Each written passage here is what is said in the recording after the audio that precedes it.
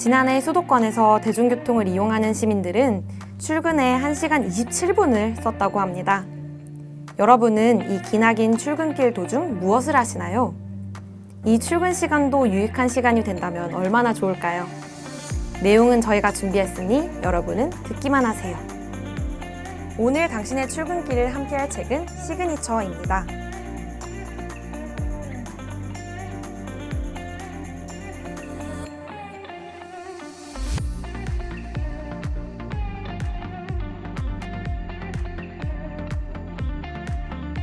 이 책을 쓰신 이양심 교수님께서는 남과 다른 나의 한 끗, 즉 누구도 대체하지 못하는 나만의 대표적인 강점을 시그니처라고 칭합니다.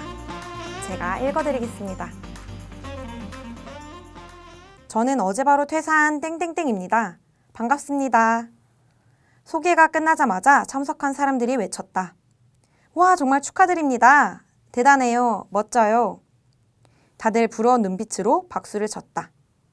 10년 전만 해도 보기 힘들었을 퇴사가 영웅으로 인식되는 시대의 단면을 보고 있는 듯 했다. 실제로 요즘 서점에 가면 퇴사 관련 매대가 따로 있을 정도다. 아예 퇴사 학교라는 곳도 있어서 퇴사했거나 퇴사를 준비하는 사람들이 교육을 받고 경험을 나누는 일도 증가하고 있다. 어떻게든 회사나 조직 안에 있으려던 예전과 비교하면 요즘은 퇴사를 고민하거나 실제로 퇴사한 친구들의 소식을 훨씬 쉽게 접할 수 있다. 반면 회사를 운영하는 사람을 만나 이야기해보면 또 다른 고민을 토로한다. 요즘 직원들을 뽑아서 교육시키고 직원들이 회사에 적응할 만하면 자꾸 나가서 고민입니다. 예전보다 직원 복지나 근무 환경에 훨씬 신경 쓰는데도 소용이 없어요. 멀쩡히 일을 잘하고 아끼는 직원이 갑자기 사표를 내밀 때가 가장 당황스러워요. 도대체 뭐가 문제인 걸까요? 이처럼 개인 못지않게 조직을 운영하는 리더도 퇴사와 관련된 고민이 깊었다. 한국고용정보원의 2019년 조사에 따르면 입사 후 2년 내에 그만두는 청년 취업자의 비율이 43%나 된다. 요즘 대학생들을 보면 그야말로 전쟁이라 할 만큼 치열하게 취업 준비를 한다. 학점 관리는 물론이고 고시 공부를 하듯이 입사 시험을 준비하고 다양한 스펙을 쌓기 위해 노력한다. 이렇게 어렵게 노력해서 취업해도 퇴직률과 이직률은 높아지고만 있으니 어찌 된 일일까? 혹시 보이지 않는 가치 기준이 우리가 하는 일과 직장 선택에 영향을 미치고 있는 건 아닐까? 일이 나에게 잘 맞더라도 직장의 동료로부터 인정을 받기 어렵다거나 위계 질서가 강한 직장 분위기 때문에 스트레스를 받아 심각하게 이직을 고려하는 밀레니얼 세대가 많다. 지금은 일을 선택할 때 일이 나와 잘 맞는지와 더불어 일하는 사람들 그리고 조직의 문화나 가치가 나와 잘 맞는지도 중요하게 여기는 시대다. 진로 상담을 하다 보면 많은 사람이 저랑 이 일이 안 맞나 봐요. 저는 이 일을 좋아하지 않는 것 같아요. 라고 말한다. 그런데 조금 더 이야기를 나누면 사실 일을 싫어하는 게 아니라 조직의 문화나 동료가 안 맞아 힘든 경우가 많다. 아무리 내가 좋아하는 일을 하더라도 동료와 갈등이 있거나 일에 집중하기 힘든 분위기라면 일하는 게 싫어진다.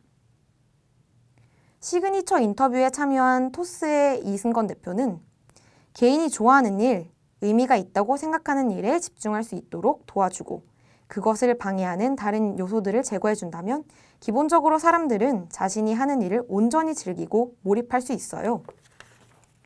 오히려 일을 그만하고 쉬라고 말려야 할 거예요. 라고 말한다. 일 외의 요소 때문에 본질적인 업무나 일에 방해를 받고 있는 직장인이라면 누구나 공감하는 이야기일 것이다. 조직에서는 비효율적으로 반복되는 사원들의 조기 퇴사와 이직을 줄이기 위해 회사의 충성심을 고취하는 교육이나 높은 연봉 혹은 복지 혜택을 제공하기 이전에 개인이 일에 더욱 집중할 수 있는 분위기를 만들어야 한다. 구성원들도 자신이 좋아하는 일을 즐겁게 하기 위해서라도 일을 집중하는 데 방해되는 문화적인 요소나 제도가 무엇인지 고민해 볼 필요가 있다. 일과 나의 관계혁명이 필요하다. 취업 포털 잡코리아의 조사에 따르면 직장인 중 현재 직장에 만족하지 못하는 사람은 69.7%에 달한다고 한다. 실제로 취업을 준비 중인 학생들을 상담해보면 연봉, 기업 인지도 등 외부적 요인이나 부모님의 제안이나 설득에 따라 직업을 결정하는 경우가 많았다. 진지하게 자신의 흥미나 적성, 가치관 등을 고려해보지 않고 외부의 조건이나 주변의 권유로 일을 선택한다면 결국 일에 대한 성취감과 만족감은 낮을 수밖에 없다. 그렇다고 현재 직장에 만족하지 못하는 사람들의 직업 선택이 잘못되었다는 이야기는 아니다. 처음 직장을 선택할 때 주변의 권유에 따라 안정적이고 전문적인 직장 생활을 추구하다가 실제로 일을 하면서 이 일이 나와 잘 맞는지, 내가 진짜 원하는 일인지 고민하는 과정은 자연스러운 현상이다.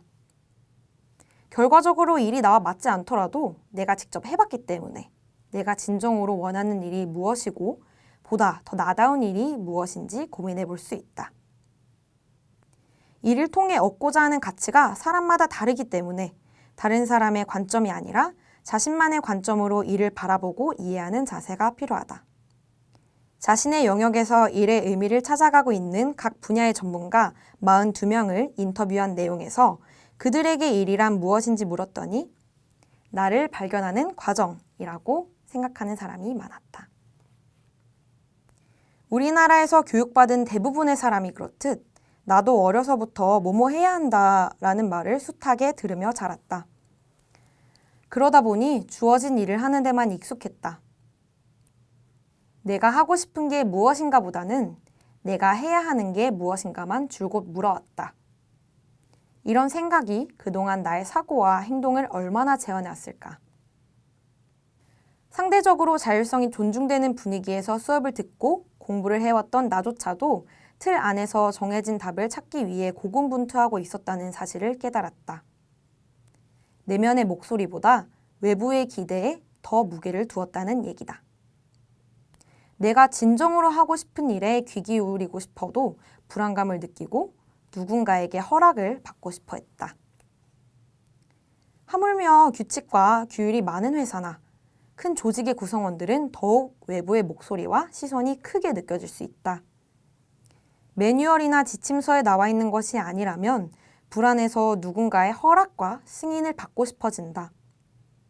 그러나 이런 수동적인 태도는 당장은 편할지 몰라도 앞으로 큰 약점이 될 수 있다는 걸 주의해야 한다. 과거에는 시키는 일만 잘해도 능력 있는 사람이라고 평가받았지만 미래의 일은 특성상 주도적으로 문제를 찾고 해결할 역량이 있는 사람만이 주목받을 수 있다. 꼭 창업을 준비하는 사람이 아니더라도 기업가 정신을 가지고 기존의 틀을 벗어나 자신의 영역에서 새로운 방식으로 일을 창조해야 하는 이유가 점점 늘어나고 있다. 명확한 정답이 존재했던 시대는 지났다. 우리는 다른 사람들이 정해주거나 정답이라고 승인해준 일이 아니라 스스로 나에게 맞는 내 일을 찾아야 하는 시대 앞에 서 있다. 그러니 일과 나의 관계를 재설정할 때의 주파수는 외부의 당위성보다는 나이기 때문에 하고 싶은 일에 맞춰야 한다. 20년 가까이 벤처 캐피털리스트로 일하면서 고려대에서 학생을 가르치고 있는 신명철 대표는 이렇게 이야기한다. 다른 성공한 사람들의 삶을 그대로 흉내낸다고 성공할 수 없어요. 늘 다른 사람들과의 대화를 통해 배우고 끊임없이 나에게 좋은 것이 무엇인가를 고민하면서 다른 사람이 아닌 나에게 맞는 선택을 하는 게 만족하는 삶을 살 수 있는 비밀입니다. 많은 사람이 퇴사나 이직, 창업을 고민하지만 다음에 하게 될 일 역시 남들이 정해준 기준에 따라 찾고 있지는 않은가. 다른 사람들이 보았을 때 인정할 만한 직장이 아닌 내가 정말 원하는 내 일이 무엇인지 들여다보자. 내가 나의 길을 정하지 못하면 누군가가 허용해준 길만 가야 할지도 모른다. 남이 바라보는 시선이 아닌 나의 관점으로 일과 나의 관계를 다시 설정하기 위해선 나에게 일이란 무엇인가에 대한 근본적인 질문을 할 필요가 있다.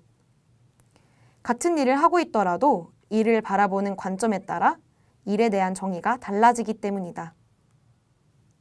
진로심리학에서 개인이 일을 바라보는 3가지 관점이 존재한다고 본다.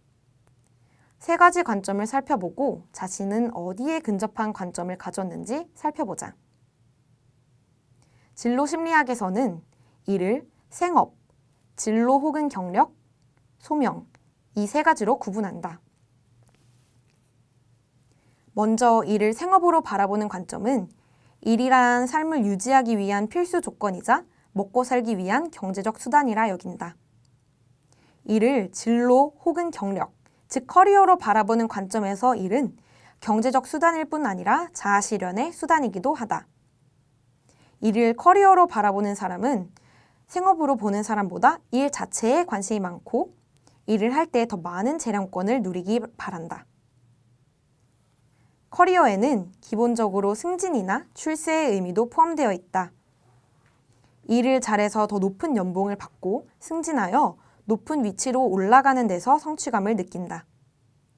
참고로 우리나라에서는 커리어가 진로로 번역되어 들어오면서 주로 학생들에게 한정되어 쓰여 성인들은 진로라는 말을 어색하다고 느끼는 경향이 있다.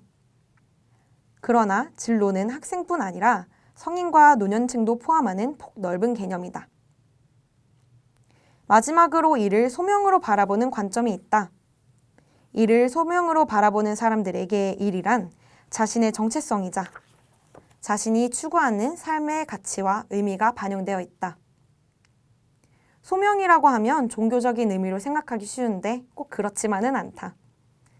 개신교나 가톨릭에서 하나님의 일을 하도록 부름을 받음이라는 의미로 소명이라는 말을 사용하기도 하지만 진로 심리학에서 소명은 종교와 관계없이 자기 일에 대한 의미 있는 열정을 뜻한다. 또는 자신이 하는 일을 통해 사회적으로 도움이 되고자 하는 자세나 바람이라고도 정의를 내린다. 여기서 눈여겨봐야 할 것은 일을 바라보는 관점에 따라 우리 삶의 만족도와 직업 만족도가 크게 달라진다는 것이다. 한국의 영업사원들을 대상으로 한 연구를 보면 자신이 하는 일이 사회적 목적을 추구하는 의미 있는 수단이라고 생각하는 사람은 그렇지 않은 사람들보다 업무에 대한 자신감이 높았다. 한국의 중고등학교 교사들을 대상으로 한 최근 나의 연구에서도 자신의 일을 소명으로 여기는 사람들이 직업과 삶에 대한 높은 만족도를 보였다.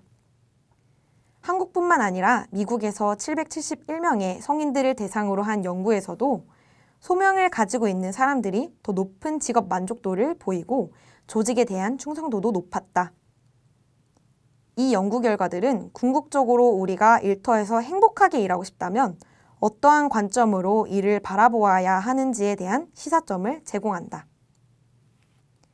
진로 심리학자들도 시대의 변화와 흐름에 따라 전통적인 진로 이론에서 벗어나 다양한 이론들을 제안해 오고 있다.